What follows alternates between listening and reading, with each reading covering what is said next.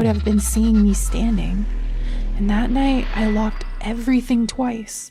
The front door, the back door, the windows, the bedroom door. I even left the hallway light on like a child because I didn't care. I was too creeped out to sleep in full darkness. And for a while, nothing happened.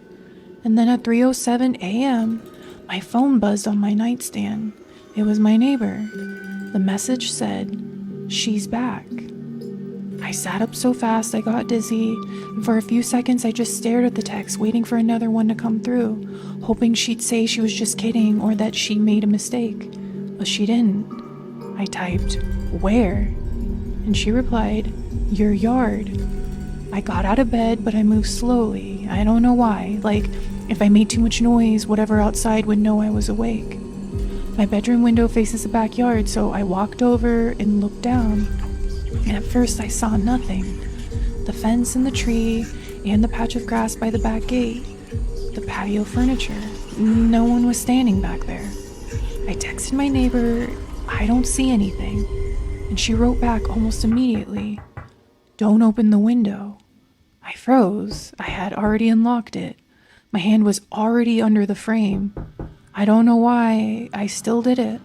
I think I needed to prove to myself that this was all nothing, that my neighbor was confused, that I was scaring myself over a yard and a shadow. So I opened the window just a little. Not enough to stick my head out, just enough to listen. And the night outside was completely still. I couldn't hear any cars or wind or insects. It was nothing. I looked down again, and the yard was empty. I was about to shut the window when I heard a voice directly below me. Clear and close, and barely louder than a whisper. "You weren't supposed to look." I slammed the window shut so hard the glass rattled, and then I backed away from it and sat on my bed with every light on until morning. My neighbor never texted me again that night, and the next day I went over to her house. I wanted her to tell me what she saw. I wanted her to say it was a mistake. I wanted anything that made it feel less real. But the second she opened the door and saw me standing there, she went pale. I asked what happened, and she shook her head, and then she said, "I don't want to talk about the woman in your yard." I said, "Woman?" And she looked past me toward my house, and then she said, "It looked like you until it looked up." I moved 6 months later.